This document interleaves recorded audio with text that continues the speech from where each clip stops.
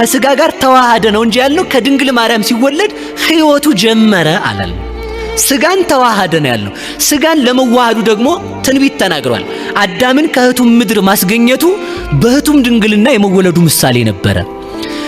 ለሶምሶን ከአህያ መንጋጋ ላይ ለውሃ ጥሙ እንደው እግዚአብሔር ያሳያችሁ።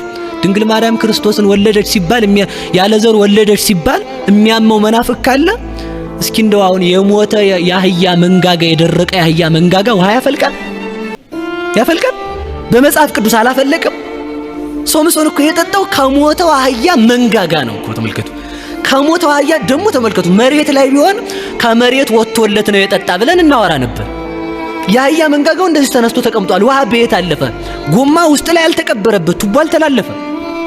ከዚያ ውስጥ ተመልከቱ ከሞተው አህያ መንጋጋ ውሃ ፈልቆ ሶምሶን እንደጠጣ የአህያ መንጋጋ የተባለው የክርስቶስ ሞት ነው። አይሁድ ከናቁት ከክርስቶስ ሞት ሕይወት ተገኘ ማለት ነው። በሌላም አነጋገር ተመልከቱ የሞተ የተባለው በኃጢአት የሞተ አዳም ነው። ከኃጢአት ከሞተው አዳም መርገም ያልወደቀባት ንጽሕት ዘር አስገኘ ተብሎ ይተረጎማል።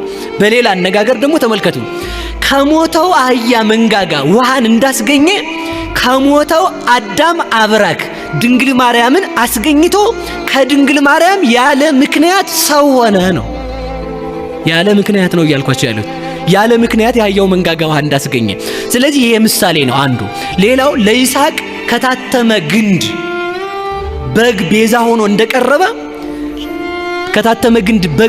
እንደቀረበ ከድንግል ማርያምም ደግሞ በእህቱም ድንግልናዋ ጌታ እንበለ ዘር መገኘቱን ያስረዳል። ብዙ አይነት ትርጓሜ ተረጉማሉ አባቶቻችን። እዚያ ላይ ያለው ይቆየን። ሌላው ምንድነው? ሶስተኛው ለእስራኤል ከታተመች ድንጋይ ውሃ ይፈልቅላቸው ነበረ። ከታተመች አለት ማለት ነው። ስለዚህ በታተመ ድንግልናዋ ክርስቶስ የመጸነሱ ምሳሌ ነው ማለት ነው። ድንግልናዋን ሳይሽር ነው የተወለደው። ለምን ከተባለ የታተመች ድንጋይ ውሃ ማስገኘትን ከቻለች ሳትሰበር በታተመ ድንግልናዋ ድንግል ማርያም እግዚአብሔርን አስገኘች ብንልህ የትኛው ነው ሊደንቅ የሚችለው ነው? እንኳን ድንግል ማርያም አለት ሳይሰበር ውሃ ማስገኘት እንችሏል ማለት ነው። እንኳን ድንግል ማርያም የኔ አይን የእናንተም አይን ማለት ነው እንዳይከፋችሁ ሳይሰበር ሰውን ከነግሩ ማስገባት ይችላል። ላንግባባ እንችላለን። ምክንያቱም ገባው እንዴ እንዳይል ሰው ማለት ነው። ያማል ሰውየውን ስናየው ከራስ ጸጉሩ እስከ እግር ጥፍሩ ትልልቁ ፎቅ ሁሉ አይናችን ውስጥ ቁጭ ብሎ ይታያል። እዚህ ጋር ብናየው አሁን ማለት ነው ይሄው እዚያና እዚህ አለን አሁን ማለት ነው። ይሄው አለን ማለት ነው። ቦታዬን ሳለቅ አይን ውስጥ አለው። ደግሞ ከአይን ውስጥ ሳልወጣ ደግሞ ቦታዬ ላይ ያለው ማለት ነው። ቦታው ከአብ አንድነት ሳይለይ በድንግል ማርያም ማይጸን አለ። ድንግልናዋን ሳይሽር ተጸነሰ። በድንግል ማርያም ማይጸን ሳለ ደግሞ ከአብ አንድነት አልተለየም ነው። አምላክም ሰውም ነው ስንል እሱን ነው የሚያስረዳው። ስለዚህ ምንን ትሰብክልናለች ከተባለ በዚያ በድንግልና የማይለወጥ ልጇን የማይለወጥ ድንግልና እንዳላት ወደ ሰውነት ያልተለወጠ ልጅ አላት፣ ወደ አምላክነትም ያልተለወጠ ልጅ አላት፣ ሰውም አምላክም የሆነ ልጅ አላት ማለታችን ነው። ከዛ ሊቃውንቱ ምን ይላሉ? ትንቢቱን እሱ ባወቀ አናግሮታል፣ ምሳሌውንም እሱ ባወቀ አስመስሏል። ምስጢሩ እንደው ምንድነው ይላሉ ሊቃውንቱ ሲናገሩ። ምንድነው ምስጢሩ ያለውን ሲናገሩ እሱን ወልዳ እስከ ዘላለም ድንግል እየተባለች እንደምትኖር እሱም ከሷ ተወልዶ እስከ ዘላለሙ አምላክ ወሰብ ሲባል ይኖራል። እሱን ወልዳ እስከ ዘላለሙ ድረስ ስሟ ማን ነው ቢባል ድንግል ወም ነው።